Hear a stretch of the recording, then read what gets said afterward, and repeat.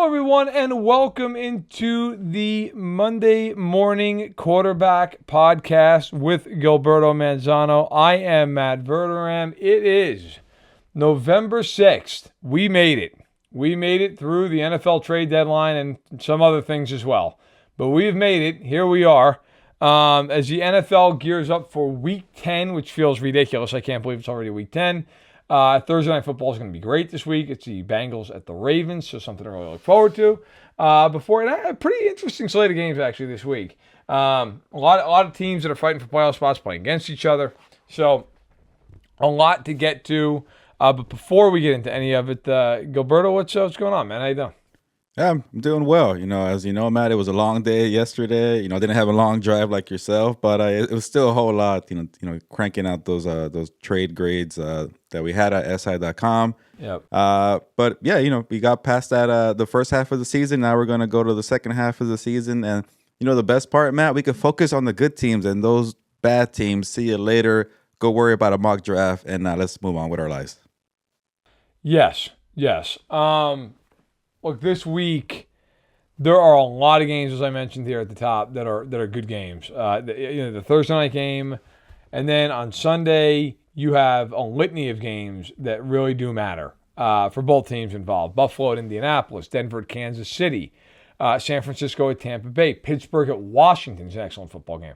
And the Sunday night game, Detroit at Houston, a really good football game as well. So, and there are even some other games that are interesting, like Philly at Dallas, although with Prescott out not nearly as much. The Jets at the Cardinals, like the Jets do have hope. They probably have to win that game. The Cardinals are, of course, trying to keep in first place in the NFC West. But let's start with the trade deadline. Let's look back before we look forward. What was the storyline for you coming out of Tuesday? Yeah, there was a good amount of action there on Tuesday. The Marshawn Lattimore, is probably the biggest trade. But yeah, I'll focus on the Steelers. They were pretty active, and two trades on the same day.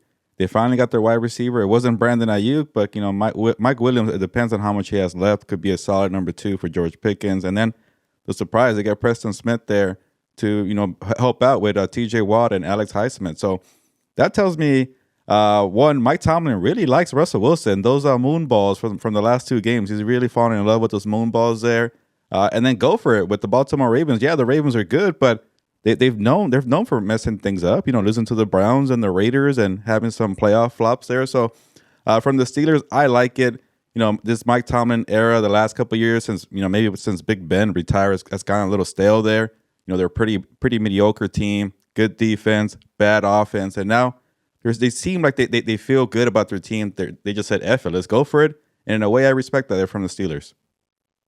Yeah, look, the Steelers, Preston Smith coming in just makes a really good pass rush already now stronger. And they, as you mentioned, like Mike Williams comes in. I think the biggest thing with Mike Williams is, can he stay healthy? I mean, that's always kind of been the big question with Mike Williams. I like the Lattimore deal for both sides, honestly. I thought Washington gave up a lot, but I also feel like Washington's in a spot where it can do that a little bit. They have a lot of picks, and the cap numbers moving forward for Lattimore are palatable for a player of his caliber, and they have a quarterback on a rookie deal. This is when you take bigger contracts at other positions. So I thought Washington did a good job bringing in the star of the show on Tuesday. And as far as New Orleans goes, listen, you got to rebuild that thing. I mean, there's just no two ways. You got to accept reality and tear it down. And, they got 3 picks and they gave 1 back to get a 5th-round pick. I get it. But they got multiple picks. This is a step in the right direction for the Saints. You got to think about 20 more steps like that, but it's a step in the right direction. To pivot off of that, I don't know what the hell the Cowboys are doing. And I don't know that the Cowboys know what the Cowboys are doing. They gave up a 4th-round pick for Jonathan Mingo. And I'm not trying to get on Jonathan Mingo. Jonathan Mingo is not good. He's not good. The guy has 12 catches this year and did nothing as a rookie. And the Cowboys gave up a 4th-round pick, which is the equivalent of what the Bills gave up for Amari Cooper and more than what the Chiefs gave up for DeAndre Hopkins. The Ravens gave up a ham sandwich to get Deontay Johnson from the same team that you gave up a 4th-round pick for to get Mingo. Like, in what world does any of that make sense? And on top of that, you're 3-5. You stink. You're a terrible football team that now is without your quarterback for a while. It's over. Like, and I don't want to hear these people like, well, it's a long-term play because you signed for 2 more years. He's not good. It's not like you went out and got somebody who's been really good. And you can sit there and go, okay, well, yeah, listen, this year's probably tanked, but like we got the guy for 2 more years. Who are you bidding against? Who is giving up a 4th or 5th round pick for Jonathan Mingo? Who is doing that? This is the problem when you have a judge, jury, and executioner as all the same person, and Jerry Jones has no guardrails, and it's like, hey, Jerry, whatever you want to do, man. That trade, in my opinion, is indefensible. Is it the end of the world? No. I mean, they give up like 3 first-round picks, but that's a decent pick, man. Like a 4th-round pick is a real mid-round pick. I don't know what the Cowboys are doing. Yeah, I wrote about this, and I made a terrible joke, but I just picture Jerry Jones getting his group together there in Dallas and saying, I'm going to get this Jonathan Mingo guy here, and everybody's saying, but Dak Prescott went on IR, don't do it, and some guy in the back, quietly saying, well, DeAndre Hopkins, they got him for less there, what are we doing here? And then at that point, it's like, what are we doing here? Because that's Jerry Jones, like you mentioned, he's a boss, he's a GM, he's everything, so he's going to do what he wants there. I wanted to, in a way, give some credit because, this is making a move for the future without admitting that the 2024 season was a total failure. Like, Jonathan Mingo is going to do nothing for you this year. Maybe he does something for next year, and this is Jerry Jones' way of saying, hey, we're doing okay. We're trying to compete now. No, that move is for next year. But then you can't really defend it when you see what the Chiefs gave up for DeAndre Hopkins, and Hopkins is playing lights out.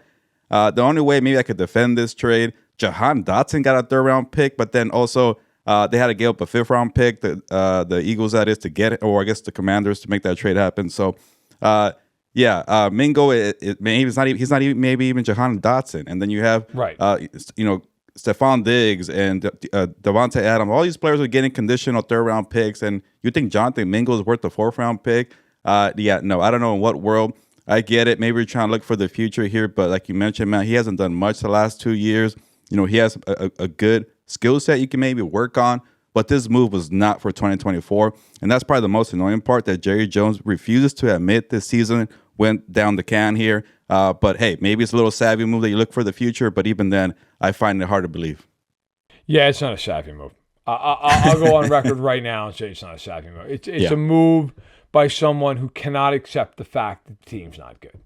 And that's the same thing Jerry's done for years on end now. It's the same reason Mike McCarthy's still the head coach of the team. It is the same reason that they haven't gone to an NFC title game since 1995. It's the same reason. And, I always laugh. Like, whenever I look at Twitter, especially after a Kansas City game, everybody and their mother thinks, like, oh, the game's rigged, because if it was rigged, boy, the Cowboys are getting a real raw end of the deal over the last 30 years. Okay? The Cowboys have done nothing for 3 decades. Nothing. You know how hard that is to do nothing, and you're the Dallas Cowboys. Everybody wants to go play there. You have all this cachet. And by the way, they've had quarterbacks in that time. It's not like they're one of these franchises that can't find a quarterback. They had Troy Aikman. They had Tony Romo. They have Dak Prescott. They cannot do anything. And there's one common through line for 30 years. And it's not Dak. And it's not Mike McCarthy. It is Jerry Jones, who absolutely refuses to understand that his handling of personnel is a train wreck. And I think a lot of us expect that Mike McCarthy is going to be gone after this year. And when Mike McCarthy's gone, there is an expectation in some league circles that Belichick is the favorite there. And if Belichick goes there, look, great. Who's running personnel? Because I got to tell you, Belichick, as great as he is as a coach, personnel guy, not great. Go ask anybody in New England. Was a disaster in the draft and in free agency for years before he got fired. So it's going to be him and Jerry running personnel.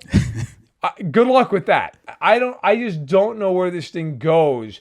Belichick would obviously, as a coach, be a home run, but like as personnel goes, who's running it? And that is the problem with the Cowboys. Nobody. It feels like nobody's running it. It's just somebody in there who's not applying common sense. Put it this way. Put it this way, Matt. If Jerry Jones needs a wake-up call to remind him you're the one messing things up, look at the NFC standings. The Lions and the Commanders are 1-2. The Cardinals are in the playoff picture. All these teams here that haven't done anything in the last 3 decades, they're doing more than you. Wake-up call. Yeah, no, absolutely. All right, let's get to the week 10. Let's get to the games. We start Thursday night. What the hell? Baltimore is hosting Cincinnati. The Bengals 4-5, coming off of a pretty easy win over the Raiders. Burrow threw 5 touchdowns, and Baltimore coming off of a resounding 41-10 win over Denver, where Lamar looked great. Derrick Henry had another 100-yard game, couple touchdowns. Do you expect Baltimore to complete the season sweep, to win this game? Do you and if you do, what is your main reasoning behind it? And if not, the same things applies. I do, but it's a tricky game. It's a Thursday night game, and I've been saying it all along. I've been annoyed with the Bengals. I think they're pretty overrated, but then they come off and they get a nice get right game with the Raiders. Leave it to the Raiders to make everything right for the Bengals there. This team couldn't score on the Giants. They got blown out by the Eagles, but here comes Antonio Pierce from the Raiders. Hey, you want to get right game? Go drop 41 points on this defense right here. So they're probably feeling good now going into Baltimore, and the Bengals know they should have beaten the Ravens in the first round there, or the round 1 of this matchup here. But it's a Thursday night game. You have to go to Baltimore. That's a tough part for the Bengals. But short week, divisional game. You got Joe Burrow. You're always going to have a chance here against the Ravens. But I just want the Bengals to go away. But I keep looking at the AFC standings. Too many mediocre teams out there. They could probably get a wild card spot. I can't fork them just yet. But they need to improve that defense. They got to help out that offensive line. So you got an issue there in the future with T. Higgins and how to pay him. But this roster is not Super Bowl ready. But I get it. If you get in with Joe Burrow and Jamar Chase, you're always going to have a chance there. They just can't click. And it's been for almost 2 years now. And maybe they do it here. If they get this Baltimore game, I'll start respecting them a little more. I'm going to start saying, okay, all that talk about being Super Bowl contenders, all the time. All right, I see it now. But if Baltimore Ravens, if they're that dominant team, they're a top 3 team in the power rankings. I think Connor Orr has them number 2 or number 3. I forget. Number 2 over the Chiefs. So go ahead and dominate these Bengals. They don't have a good defense. You're supposed to have a new offense with Derrick Henry. You just got Deontay Johnson. Go ahead and light them up. Maybe it's a shootout, but at least win the damn game here. So we'll see where the Ravens stand here. But I'm going to go with Baltimore because I think they're the better team. But like everything I'm saying, it could definitely be one of those divisional round trap games or divisional matchup trap games on a short week.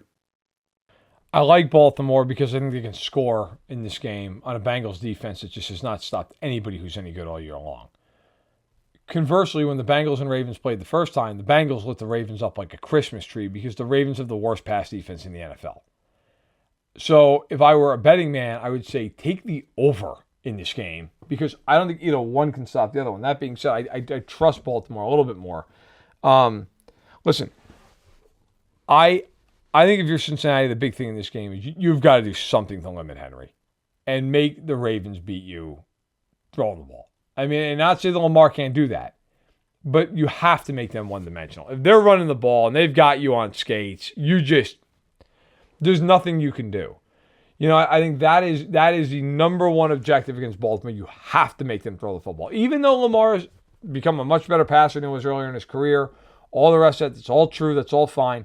You have to make him throw the ball. Because if that team's running downhill on you, you got problems. You got big problems. But look, I mean, neither one of these defenses are any good. So it'll be interesting to see how it shakes out. The other thing in this kind of, I guess not so much the game, but about the teams. If you're Baltimore, you got to win because you're trying to keep up in the division with Pittsburgh.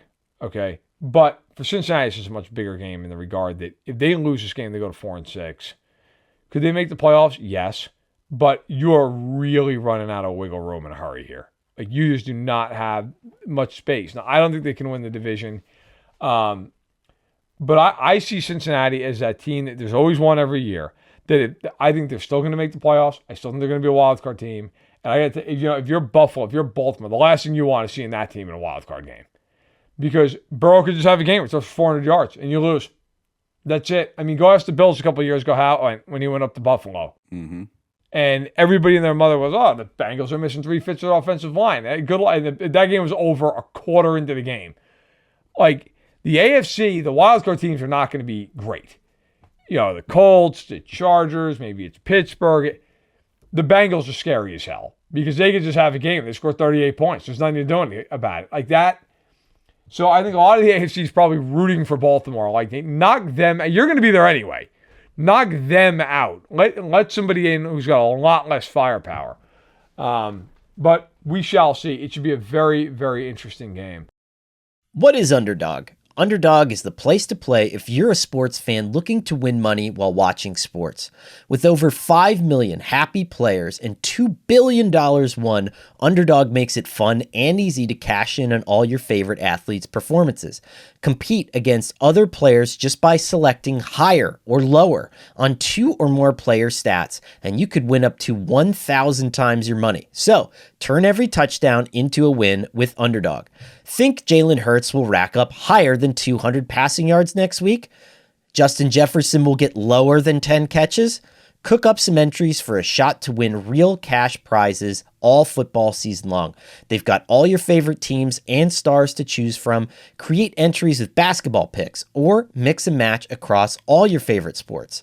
Underdog is the best place to play Pick'em, so sign up now and deposit using promo code MMQB to get up to $1,000 in bonus cash instantly. I've heard from friends who love to pick their own players, their stat types. They love to text me and say, look at how much money I'm winning from Underdog. This is crazy. And they all say the same thing. It's super fun, super simple, and they all enjoy playing the game. So download the app today and use MMQB to get up to $1,000 in bonus cash instantly. You must be 18 years or older, 19 years or older in Alabama and Nebraska, 19 years or older in Colorado for some games, 21 in Massachusetts and Arizona, and present in a state where Underdog Fantasy operates. Terms apply. Void in Colorado. Concerned with your play? Call 1-800-GAMBLER or visit ncpgambling.org. In Arizona, call 1-800-NEXT-STEP or text NEXT STEP to 53342. In New York, call the 24/7 Hope line at 1-800-877-8-HOPE-NY or text HOPE-NY. That's 467-369. Stay in the AFC. Let's go to Denver and Kansas City. So Kansas City coming off of a Monday night win. I was at that game. It felt like a funeral briefly with Mahomes on the ground, where you're looking at it and going, well, that looks like the season. And then he walks it off, comes back and leads 2 touchdown drives, and they win the game. They're 8-0. Denver is coming off of a shellacking at the hands of Baltimore. I mentioned earlier, 41-10. They were competitive for about a quarter and a half, and then Baltimore just absolutely blew them out of the building. Denver, though, 5-4, still in a playoff spot. Now, their schedule, starting with that Baltimore game, getting a lot tougher. The Ravens, the Bengals, the Chiefs twice, the Falcons. I mean, it is going to be... If they're going to make the playoffs, they're going to earn it. Let's put it that way. They go to Arrowhead in this game. Mahomes has never lost to Denver at home. In fact, Denver has not beaten them in Arrowhead since Peyton Manning was the quarterback in 2015. So they are trying to buck a little bit of recent history here. The line in this game is at 8, which feels fair, feels pretty right.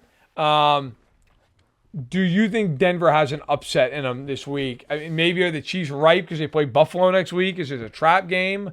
Or do the Chiefs go out and steamroll them? I really want to say there's no chance in hell, but we just saw the Chiefs, have a close one with the Buccaneers. But Bo Nix is not Baker Mayfield. I'd rather have Baker Mayfield than Bo Nix here. The Buccaneers roster I'd rather have than the Broncos. I get their rivals here, and sometimes the Broncos defense is good, but I just don't see the Chiefs have their first loss of the season is to the Broncos and Bo Nix. It could happen. I get it, but after what they did in Baltimore last week, it just really showed the difference between their mediocre team and a very good team, and you really saw it in that 31-point beatdown. So, and then the other thing too about the Chiefs here. That first half, Matt, I kept thinking, okay, what am I going to write about here? I guess I could nitpick and say, oh, look at Kate Otten, getting a bunch of yards here. Maybe the Chiefs defense can't really defend the tight ends here. Okay. And then And then Mahomes got hurt. I'm like, oh wait, that's probably the only way you could beat Mahomes if he's not in the game. So that's kind of a wake up call there. But he came back. It was sensational. And then after that, I was like, what the hell am I writing about? Because why am I nitpicking? DeAndre Hopkins looks great. Kareem Hunt looks great. They scored 31 points. So maybe this is a surge that the offense has in the second half to give the defense a little bit of a break before the playoffs. I don't know. But regardless of the way they win, they're going to probably find the way to win 9 times out of 10. And that one time, I just don't see it being the Denver Broncos. Maybe the Bills next week because that's the 10th game of the season, but I don't see it with the Broncos here. So, I first of all, the Chiefs offense is like an old folks' home, but they just, between Kelsey, Hunt, and Hopkins, and yet, like, Kelsey now is on pace for almost 1,000 yards after looking like he couldn't play football for the first 3 weeks of the year. Kareem Hunt ripping off 100-yard games left and right, like just not any problem anymore. For them to get short yardage, which is a problem for them for years.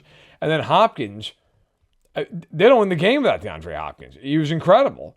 Mahomes is starting to get right the last couple of weeks. So, listen, I think the offense is finding its level. Pacheco will be back in a few weeks. Juju Smith-Schuster should be back soon. Like, all of a sudden, you start looking at them a little bit differently on offense. I think this is going to be one of these games, as someone who's followed the Chiefs his entire life and knows kind of the biorhythm of this team, how much you want to bet this game's like 13-10 at halftime? I can see it. Because this is the classic game with them. Buffalo's next week. They're at home. And I don't mean this to come off the way it's probably going to sound, because I actually think Denver deserves a lot of respect for how well they've played relative to the talent level on the roster. The Chiefs are not going to respect them going into this game. They're just not. They'll say all the right things. They're professionals. They'll say the right things. They'll get up in the press conference and say, hey, it's a really good team, and we got a tough week. They're not. They beat them every time they play them. They beat them every time. They lost last year when Mahomes had the flu in Denver, and it took the Chiefs having 5 turnovers to lose the game. Like, it's just they don't respect Denver, and so I think there's a part of that. I think they will win. I think it will be ugly. I think it'll be a game where you're like, is Bo Nix going to beat Mahomes? Like, it's going to be one of these games where you're like, what is going on? And I have a theory, and like I'll spin this into the future here. Here's what I think is going to happen. They will win, but it will be hideous. It will be 20-16, and they'll be hanging on for dear life. And we will go into the Bills game, and everybody will pick Buffalo in that game because Buffalo will look better. And the Chiefs will go to Buffalo, and they will play their best game of the season because they'll care. They'll be motivated. They'll know that if they don't play well, they'll lose.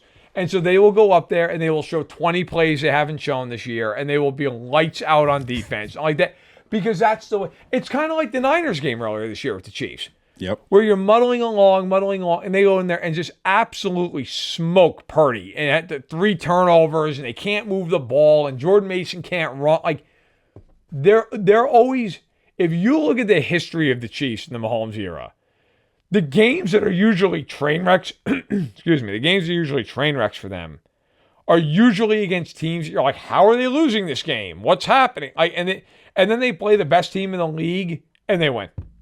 And so I expect this game against Denver to fully be a game where people are like middle of the third quarter, you're like, oh my God, like, is Denver going to be the team that beats them? I fully expect that to happen. Yeah, I could definitely see that too. It's just I couldn't make a case for Denver to be the one to beat them, but it could definitely be ugly. People might lose their minds about a Jawan Taylor false start that wasn't called, and the Chiefs win, and conspiracy theories come out, but it won't be the Broncos, I feel like. By the way, while we're here, because we got a minute, the conspiracy theories make us all dumber by the way. I remember all of them too, and New England was great, right? And it was the same thing. They get all the calls and blah, blah, blah. We need to stop as a society. I am begging you. Like, society currently has got like bigger fish to fry, but like, look, we have to stop with this. The games are not rigged. I promise you. The officials are not looking the other way. If the game was rigged, the Giants would be good. The Jets would be good. The Cowboys wouldn't be a dumpster fire for 30 years and counting. Okay, like, the NFL doesn't give a damn who wins. If the NFL had a Super Bowl of Kansas City and Detroit, geographically speaking, that is the least sexy Super Bowl in the world. The thing will do an 100 rating. Okay? Nobody cares. All the NFL cares about is that you watch. And believe me, whether or not it's the Chiefs, the Bills, the Ravens, you're watching. You're going to watch, okay? The Packers were dominant forever and are still very good. They're in Green Bay. I don't know if have you ever been to Green Bay? I have, yeah. Okay. Green Bay is the size of my office. Like, it is, and I love going to Green Bay. I go there every year for our training camp tour, and I get the Kurds, and I'm thrilled about it. But, like, Green Bay's tiny. Like, if the NFL was rigged, the Packers would be 1-16 every year, okay? People have to accept the fact the Chiefs are a lot like New England in this regard. They know how to win these games. They just know how to win them. You watch them, and there are games where the offense doesn't play well and the defense just lights out. And then there are rare games, granted, but it was kind of like Monday night. The defense was a little bit off in that game. They didn't play a great game. They weren't awful. They weren't great by any means. And the offense said, okay, we understand the assignment. Fine. We will put the pedal to the metal in this game. And New England was like that forever. Brady had games where it wasn't great, but the defense was really good. And then the defense had some games where they didn't have a good game plan, and Brady would throw for 400 yards, and they won. Like, that's the mark of a great team. And the Chiefs have been that now for years. They're a current dynasty for a reason.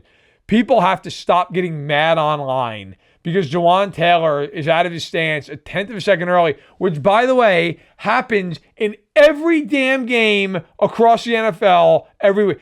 Lane Johnson is a Hall of Fame player, in my opinion. He is out of his stance early on every snap. Go watch an Eagles game. Like, the league's not rigging it for Philly. Like, it's the way the game's called. People have to stop. It is making my brain is leaking out of my ear when I go on Twitter after any Chiefs game in primetime. People are like, how do they keep getting away with it? It's like, just stop. My God, please stop. Maybe they win because they have the greatest quarterback on the planet and a very smart coach in Andy Reid, but I guess maybe that's not why they're winning. Who knows?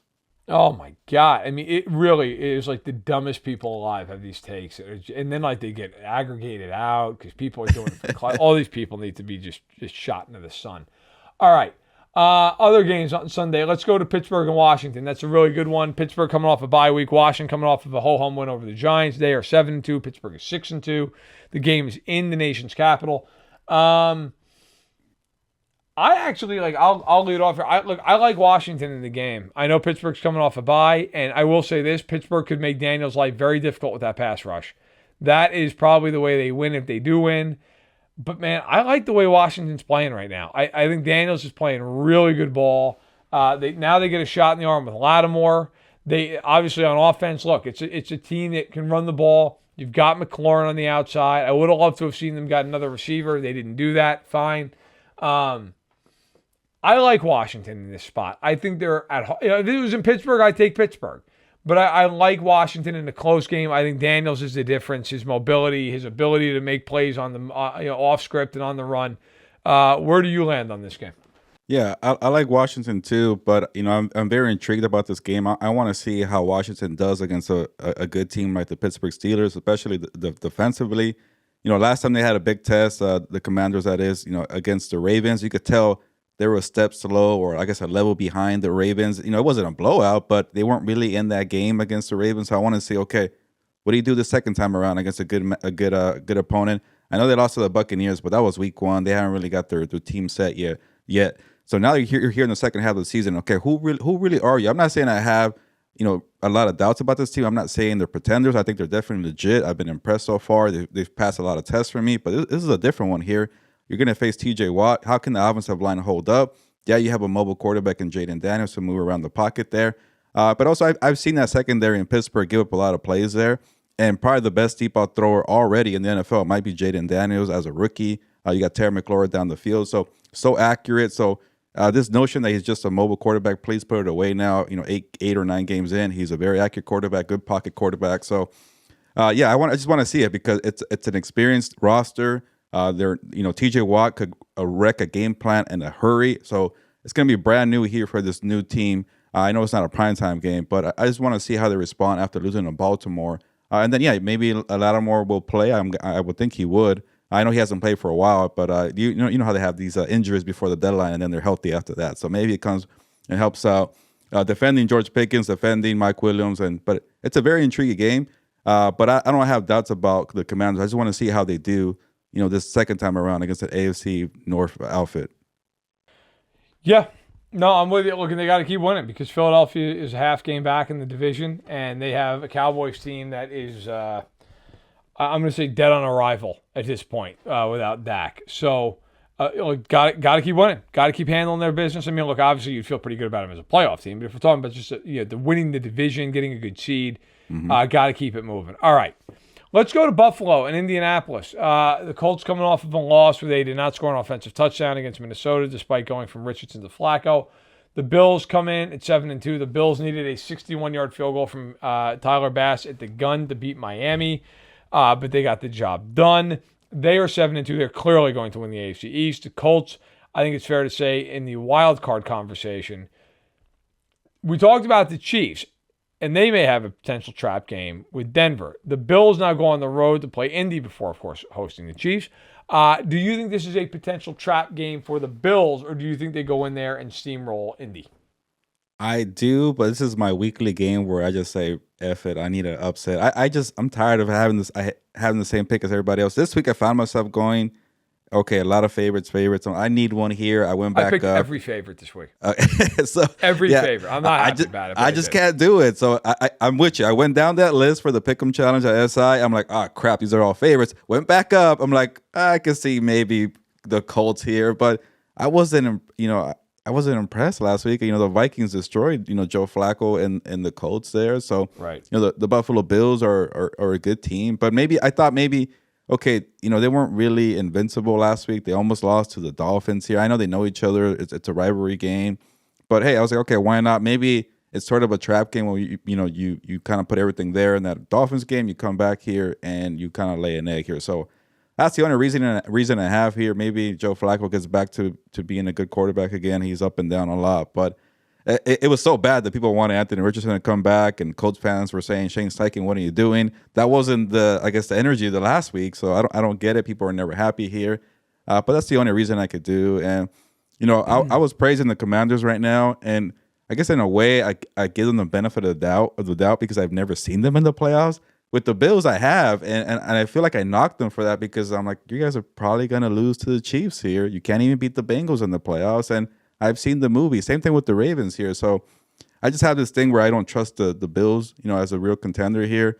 But they've been playing well, and we'll see. Maybe if they beat down these Colts here and you handle this game, you have the look of a team on a mission. The AFC feels like a Scooby-Doo episode. Did you watch Scooby-Doo as a kid? Yeah. Okay, yeah. Love Scooby-Doo. Every episode is the same episode, but it's obviously just swap out the bad guy. And I feel like every episode, you just know, it's going to end with, the line of, if it wasn't for those meddling kids, right? I feel like the Chiefs are just the meddling kids in the AFC. Where, it doesn't matter what else happens in the episode. Eventually, the other team's just going to fall into a booby trap and it's over. And, that has been the AFC now for basically 6 years running. Look, by the way, before I get to the Bills and the Colts, my thoughts on it, just wanted to shout out myself in a very self-serving way here because I usually am terrible at picks. I'm always middle of the pack in our group. This year I am to this point on the heater of a lifetime. 95-43 straight up, and for the first time in my life had a perfect week a couple weeks back. Yeah, I saw that. Yeah, Breer and I went 14-0, which I'm pissed that Breer also went 14-0. I feel like it dilutes my achievement. But 14-0. We'll never do that again.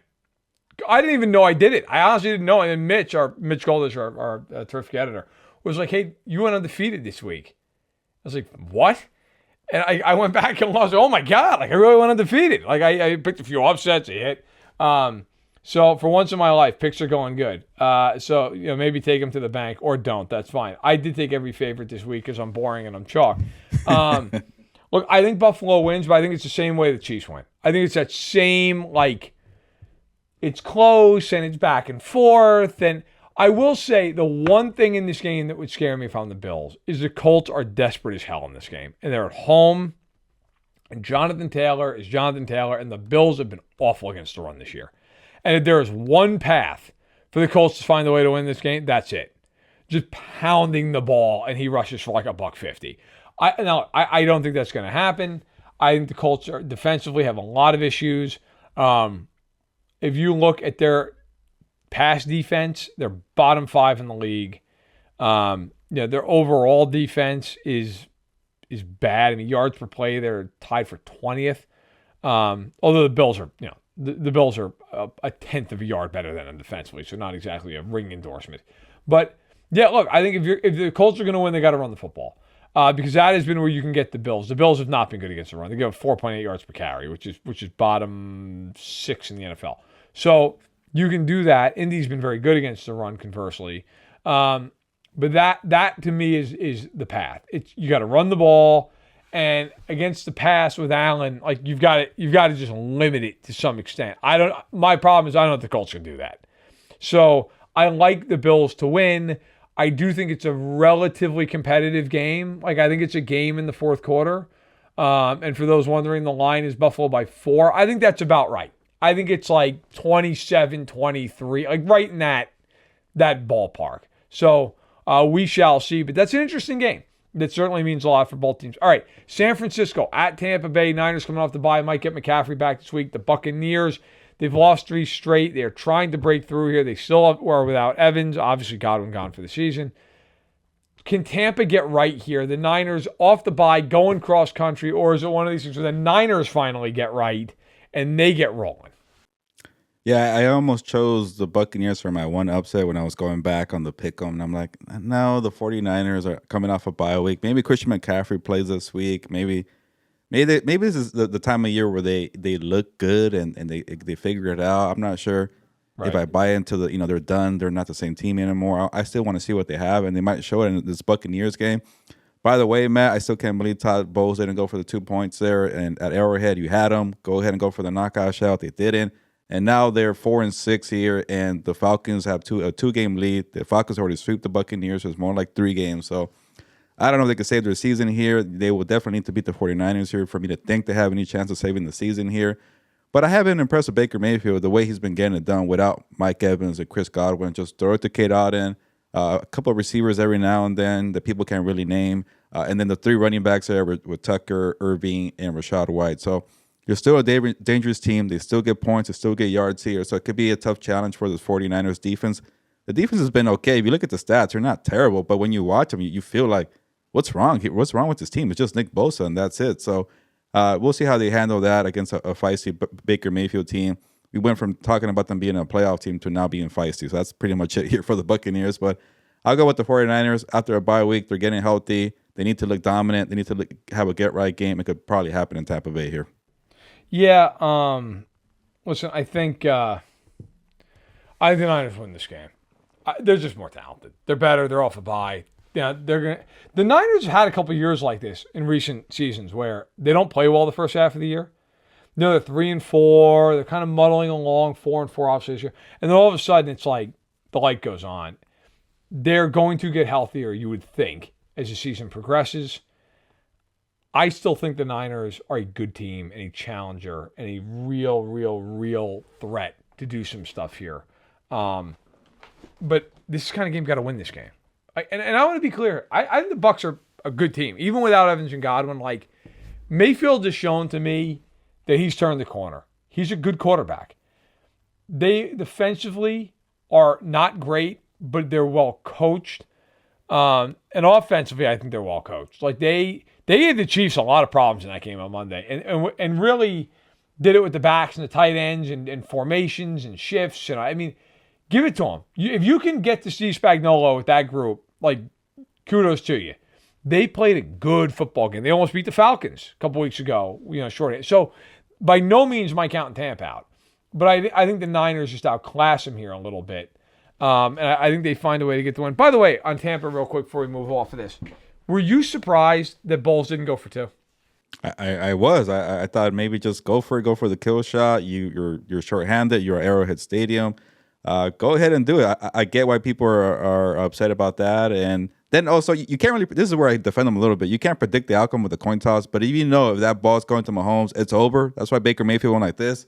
Yeah. It was grown into the sky because it was over at that point. So after that, I know hindsight is 20/20. I would have definitely gone for the kill shot there, 2-point conversion. I was at the stadium, everybody in the stadium was stunned. Mm. I don't even think people, and I always, usually when I go to a game, I go to cover it. But this game, I had a very good friend of mine who had an extra ticket and was like, "You just want to go as a fan?" I said, "Sure, what the hell? I'll go." No, I don't have to write about it. I don't have to cover it. Sure, I'll just go watch it. And we were sitting in one of the end zones, and everybody in the section, obviously, 99% Chiefs fans, were like, they're not going to go for this?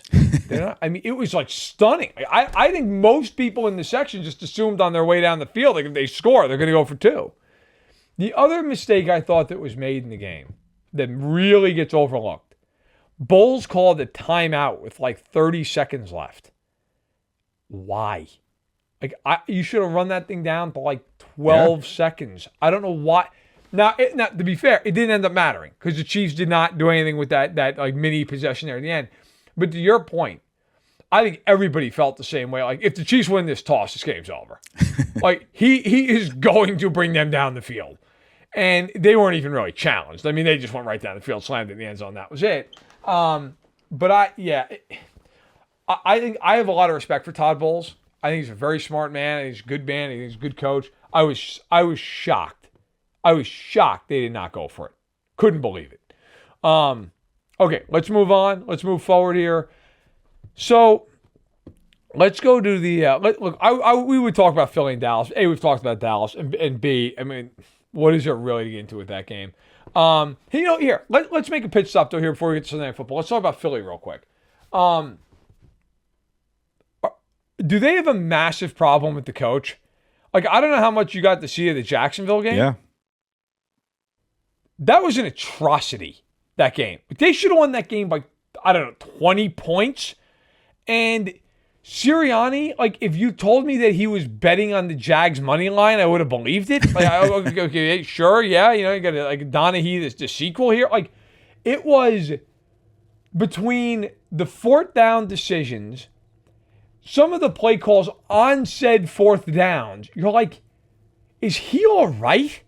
What is going on here? And then I don't mind that they tried the field goal at the end of the game there, and it's like, but it's 58 yards, man. Like, if you miss that kick, you got problems, like big ones. And they were bailed out by the fact that Trevor Lawrence this year has just been atrocious and throws a horrible pick. But man, that game should have been so easy for Philly. And it was a train wreck. Like, how big of a problem for you is Sirianni as they go down the line here and they obviously get closer and closer to a playoff spot? Yeah, well, first of all, I watched that game closely because that was my F-it pick of the week. I picked the Jaguars. I'm like, what am I doing? Wow, you almost maybe you talked to Sirianni before the game. Yeah, maybe. Hey, can you do me a favor here? Yeah. And but the reason why I picked them, it was like, okay, they just beat down the Bengals. They're gonna feel confident. This is where Sirianni's gonna mess it up. He's gonna find a way to screw it up or make it at least close. So I just said, F it, give me the Jaguars, and then Trevor Lawrence threw the interception. For a second, they had him, but I've been defending Sirianni for his antics. I'm okay with the pro wrestling, I guess, personality. Not as a coach. That's different right there. Shaving your head, talking crap to the crowd. Fine. I don't care about that. But you got to be better as a coach, and he hasn't been showing that. Kellen Moore has been doing okay with the offense. Vic Fangio's been doing a good job defensively. But when it comes to some of these decisions that fall on Nick Sirianni, he's the one messing it up right now. So I can't defend that at all. But that's why I went for the Jaguars, because you can't trust the team. The team, when they went to that Super Bowl run, they were clicking. They were 10-1, and then after that, it's like, what are you doing constantly every week? What are you doing, Sirianni? Even the games that he's dominating, you have one game like, what are you doing? So, so maybe Cooper Rush and these Cowboys here find a way to also put it on the Eagles here. I can't trust the team because of the head coach. They're very good when AJ Brown is healthy. We'll see if he plays here, but when he's healthy, they're very good. Other than that, I just can't trust the coach. And I want to view the Eagles, Matt, like I do the Commanders. Like I do maybe not Detroit, but I want to view them as a contender. But when I list teams on the NFC, I forget about them because of the head coach. Yeah, I think he is a massive liability, and he will cost them at some point down the line. Like he will 1,000% be part of the reason they lose a playoff game. Like a massive part of it, because he just does things that are ridiculous. That Jacksonville game was salted away. You're up 22-0. Bro, kick an extra point. My God, what are you doing? like just chasing points for no reason. It's weird. By the way, he did the same thing earlier this year in a game against the Saints in Week 3. They outgained the Saints literally something like 500 to 200 and needed a 60-yard pass at the end of the game to win it because he just wouldn't stop going for it on 4th down at like the 10-yard line. I know we're in an age where like people are super aggressive, yet stop occasionally. Like just kick a field. It's okay. Like field goals also count as points. All right, let's get into the last game we want to talk about here, which is a Sunday night game. The Lions at the Texans. The Lions are super impressive right now. I think we would all agree they look like the best team, at least in the NFC, if not the league. They go to a Houston team that, look, they're coming off of a mini bye. They lost to the Jets in their last game. Detroit, 3.5-point favorite on the road. The Texans may be getting Nico Collins back. We shall see. Obviously, Stephon Diggs gone for the year. Do you think the Texans can pull off the home upset, or do the Lions continue to roll? If Nico Collins comes back, I'll give him a good chance there at home. Why not? If he doesn't come back, I don't see it here. And you know what?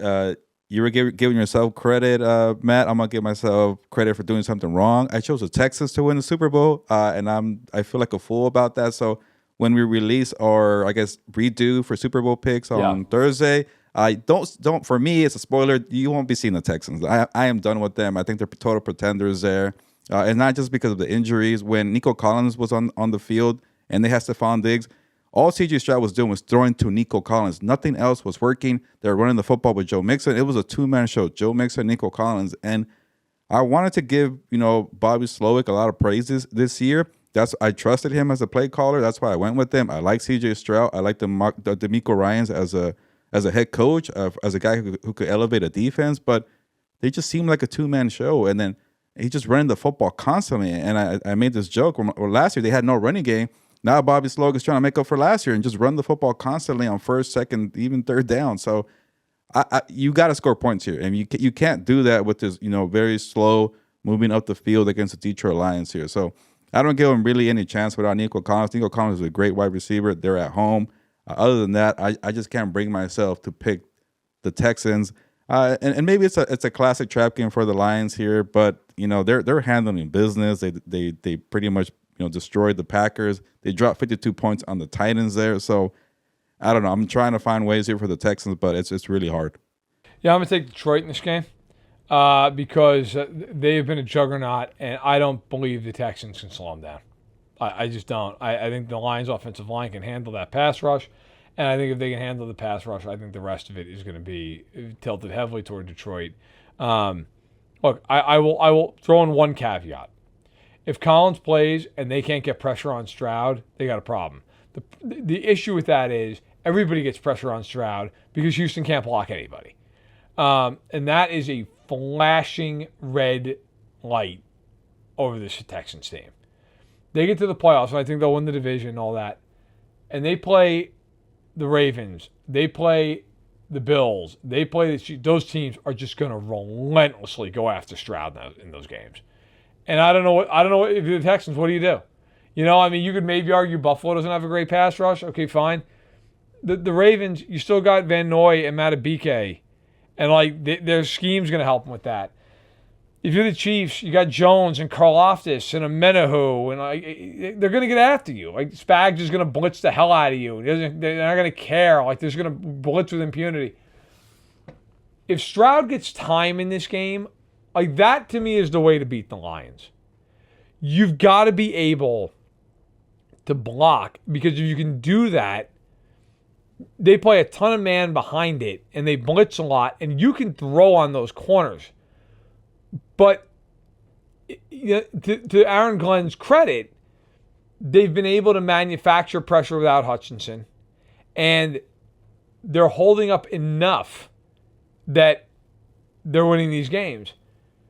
Are the Texans a team to take advantage of that? I don't think so right now based on their offensive line. So give me Detroit. I think it's a good game, but I think the Lions win the game. And so that's that. We move into Week 10. Sir, final thoughts, anything going on in life other than, everything? Yeah. Besides all that going on, I Last week I went back out into the world and I hung out with some friends. I haven't done that in a long time. You know, Matt, you got to sometimes show your face, or you might lose all your friends. When you get older, you start, getting less and less friends. So I had to make an appearance there. We went to a cool event for Dia de los Muertos in November 2nd? Yeah, every year.